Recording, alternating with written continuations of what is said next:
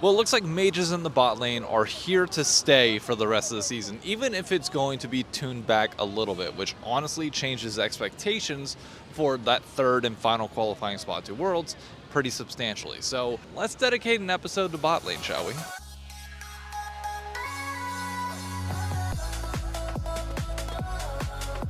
I want to speak personally here for a minute because I've seen opinions from top laners, from junglers, from mid laners. Yes, the list is still going to be here, just warning you all. And there have been some ADCs given their opinions, but I want to give mine because I feel like it's a fairly unique one and my perspective on why I specifically play bot lane. To get you there, I do have to go back to my upbringing in terms of what video games I played, and it really was only one. Once I hit my teenage phase of life, which was Call of Duty. I loved the immersion of being able to drop into a multiplayer game, feel like I'm directly controlling the gun, and just everything that you've grown used to with Call of Duty over the last, 15 plus years, give or take. All of that exists. So when I made the change of going from Call of Duty to trying out Smite, which was my first MOBA, the thing that got me notably into bot lane, other than a friend suggesting it, because I said I want to be able to deal damage the same way that I feel like I can when shooting a gun in Call of Duty, if that makes sense. Like, I'm not here to be a supportive player. It's just not my role. I want it to feel as realistic as possible, if that makes sense, for what a MOBA can be. And a marksman within Smite felt like that. If we're talking like over the shoulder, closest to what reality might be like for shooting a gun in Call of Duty, I mean, realistically, a marksman with a bow and arrow or something of that equivalent basically is that. By the end of the game, 6 or 7 shots from your auto attack, that's enough. Don't rely on abilities as much. Make sure you're able to aim. Your abilities are important, by all means. I'm not trying to write that section off of it, but it just felt more similar to the Call of Duty playstyle that I was used to for an entire decade, for whatever reason. Like, I tried mid lanes, I tried solo lanes in Smite, I tried everything, but like the extended fights didn't do anything for me. I didn't need to go back to Halo, if that makes sense. Those that are true Call of Duty fans know the difference between COD and Halo, especially whenever you're not able to aim for the head. The time to kill is just drastically different. But it felt similar with that over-the-shoulder perspective, or like just over-the-head perspective. So whenever I came into League of Legends, even though that was already ingrained in me in Smite, there is this element of realism for me in how an ADC feels when you are pulling off an auto for that to be the damage dealing aspect of who you are as a champion. And the abilities are more or less meant to help supplement that a little bit, but they're not the main thing. It's not, skill expression is a very relative thing when it comes to ADCs. It's more our positioning and our ability to get out damage than hitting a specific ability. As long as you click on somebody with an auto attack, I should be able to do that. That realism in League of Legends, at least for me, comes in the form of marksman champions. And that can be across various different lanes, but it's mostly focused on bot lane because Riot has been very clear over the years that they don't want those champions going elsewhere. Whenever Lucian goes in the mid lane, or Tristana goes in the mid lane, or topside, and they're extremely popular, or Varus topside as well, like, there's an immediate nerf to them. There's an immediate change saying, nah, we want those types of champions in the bot lane. And they are not mages. This is specific to marksmen. So if you want to call me a marksman specialist, then sure, that's what I am. And the majority of those champions are going to be played in the bot lane. So when you ask me to play a mage, do I personally care? No, I'll learn it, but it doesn't feel natural. I'm not complaining for those of you that come and say, oh, well, just suck it up and do it. I have been, okay? I've been playing Ward 6. I've been trying Swain. I've tried Cassiopeia. I've tried some of these mages that can have a similar feel to that, but fit within the AP realm. It's not the same. It doesn't scratch that same itch for me. It doesn't make me want to play the role more. And does that make me, a crybaby about it?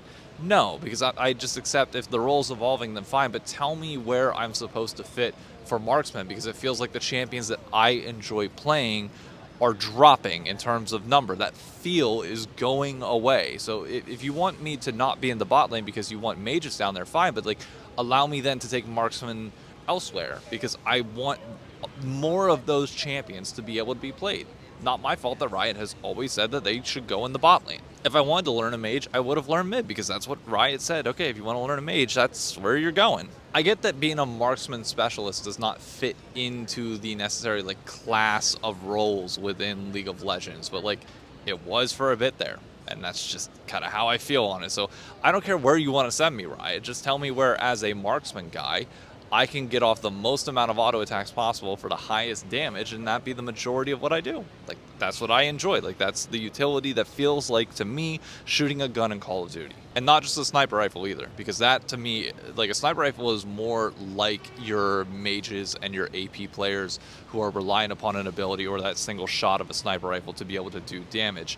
I was always more of an AR guy, where you pick your positioning, you make sure you're able to fire off a head glitch and go from there. Like, that was always the way I enjoyed playing it. The same way positioning is more important for an ADC. I know this is a very like weird, loose comparison, but I just wanted to put it out there because with Mage's bot going to be a consistent thing apparently, even if it's not at the scale that it is right now, because Riot has now commented that yes, they do want to scale it back a little bit and address some of the play rates that are starting to happen in public play.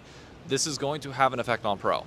Like, our bot laners need to be able to play mages at a competent level. Maybe not as much. Maybe, you know, having the most diversity when it comes to the ability to play these champions. Maybe it won't be at 100 like it is now, or even 70%. Maybe it'll just be like 20 or 30, but you need to be able to do it. And that changes my predictions for how I think the split is going to go, because you are already seeing that in the results of last week, and I'll use that as a segue to my predictions for this week. I apologize, I don't have my computer in front of me, so I'm going to try and remember this schedule off the top of my head, but it might be wrong, so just, you know, bear with me a bit.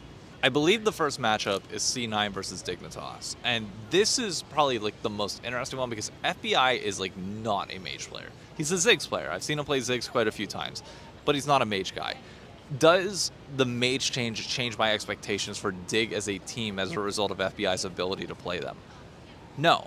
I'll be honest with you, it really doesn't, because I don't see him as a mage guy, and I see this team struggling in general, no matter what. Like, I don't think even if he picks them up, it necessarily changes their identity and their flexibility to be able to climb higher in the standings. The Palafox XU combo is like the weak point for them, and I don't see that rebounding to an extreme extent. Even if Palafox did have a good weekend last weekend, I'm not expecting that to sustain itself all the way through. And Denethor's start was middling at best, and now he's going against Thanatos. So, you know, good luck to them. On the opposite side of this, Tactical, no, I don't see him as a mage player either. But, you know, when you're coming in to replace Ven, which I do believe that C9 is going to be locking this roster for the remainder of the split, I think there is going to be more of a willingness to learn and play those champions at a higher level and more consistently. Plus, you do have APA on the roster who can really just spend some time with the bot laners of C9 that weirdly gives them an advantage in this situation. Like, even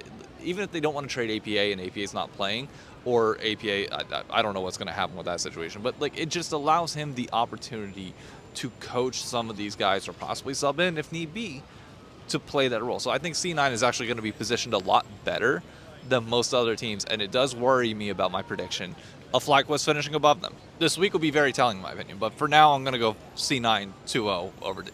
DSG versus FlyQuest, I genuinely think is the most important matchup of this weekend, because we need to see a turnaround from Fly very quickly.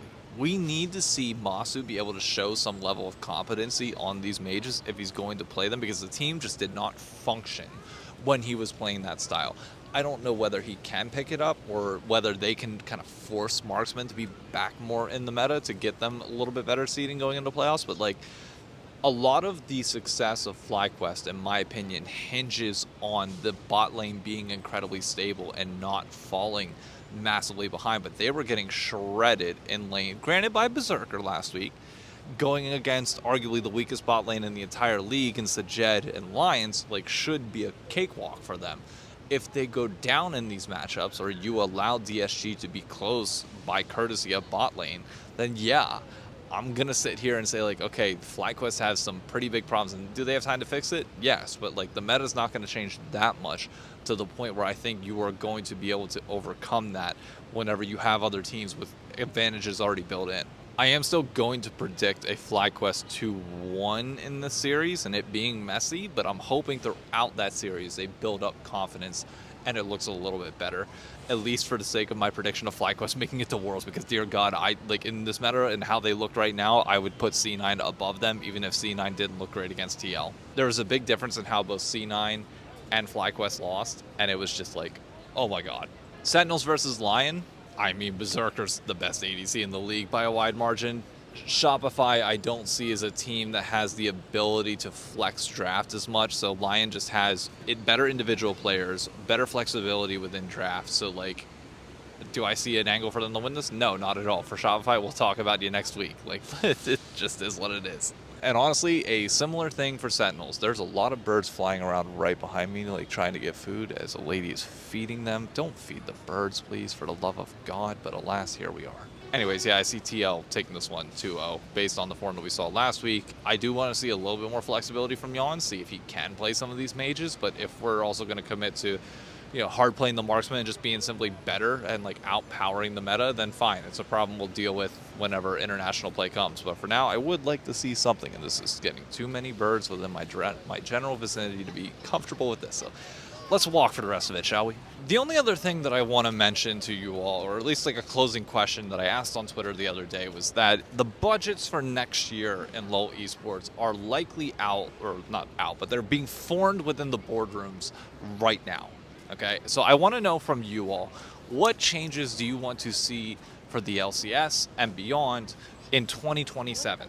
Because we need to start being vocal about things now if you want to see them either adapted or adjusted into the plan going into next year.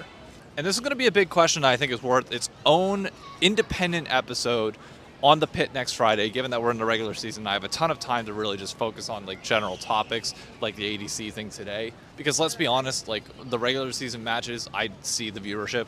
You all aren't as interested in talking about them on a consistent basis, or it's like quick one-off comments. So we could talk about the broader things and then just like touch on them in the same video. But I want to know what big ticket items you think the LCS needs going into next year, with keeping in mind that our average viewership has dropped to about 55,000 this year.